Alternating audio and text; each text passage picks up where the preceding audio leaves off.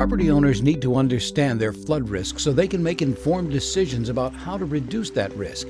Everyone lives in a flood zone. It's just a question of whether they live in a low, moderate, or high-risk area.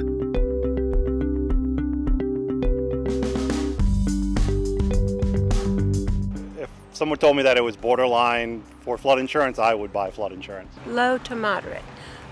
Probably not, because I would figure we probably wouldn't have a flood. Even if I lived in a low flood area, I still purchase insurance just in case. You never know.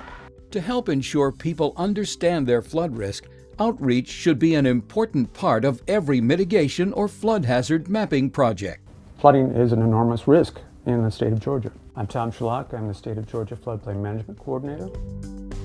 For years, National Flood Insurance Program has shown a three-legged stool, and that would be for the mapping section, which identifies where the risk is. There's the insurance portion, so that people can recover and afford affordable insurance, flood insurance. There's the regulations, so there's the ordinance that we enforce and we write up for communities. But the most important is what I'm saying is the next fourth leg is that communication. It's that outreach. It's the information that we can get to folks and people and let them know it's not a matter of if a flooding event is going to occur, it's when that occurs.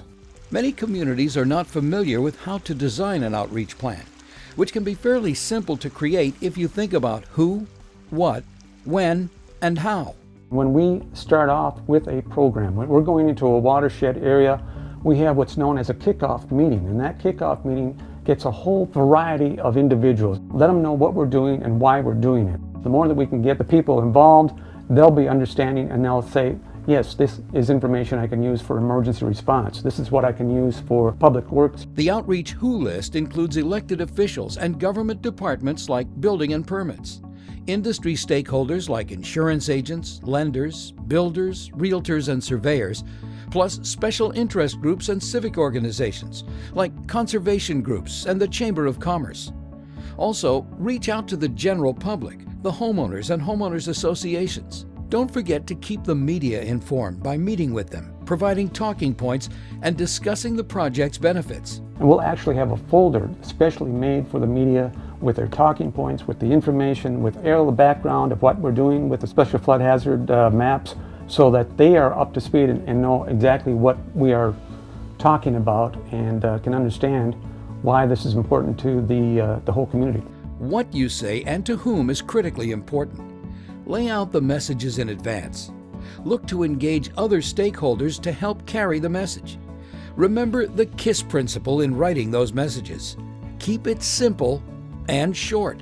I want to make sure that my message to them is something that resonates, something that they can understand. Keep the message the same, simple, but precise, so that they understand what it is that we're trying to relate to them, so they understand that there's risk out there. Really, we talk not about if they're in the flood zone or out of the flood zone. We like to talk about your risk level, saying that everyone lives in a flood zone. It's just a matter of risk. If it's a low risk, moderate risk, high risk.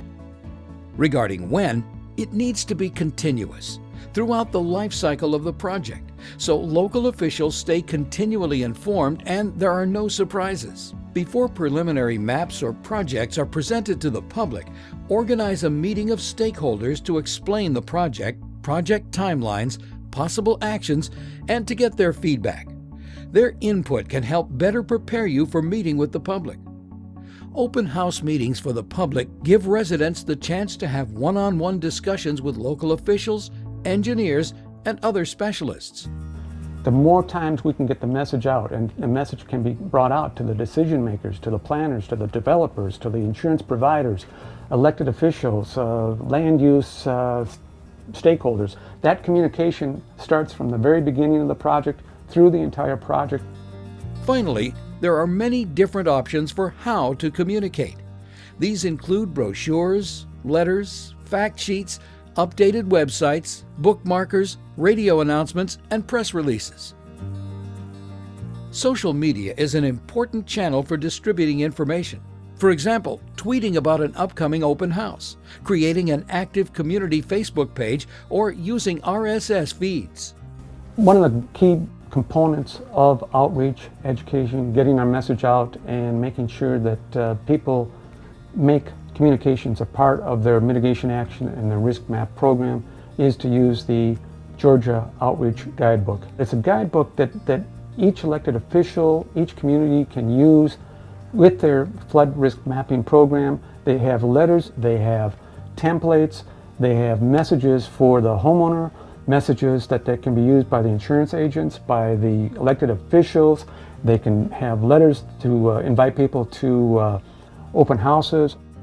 We ask them to plagiarize it, just download it right from the web page, use it on their letterhead, make it local to their community. The guidebook was very useful in that it laid out the steps as the process went along.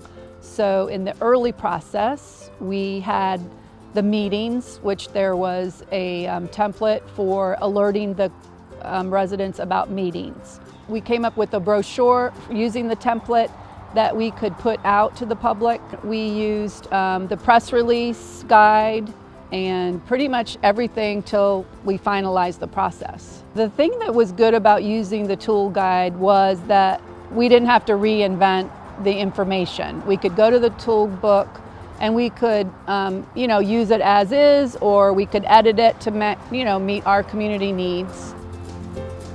The more times we can get the message out, concise, precise, consistent, to let them know there's risk in your area, we can save life, we can save property, and as I say, not if, but when that event occurs, we can save money.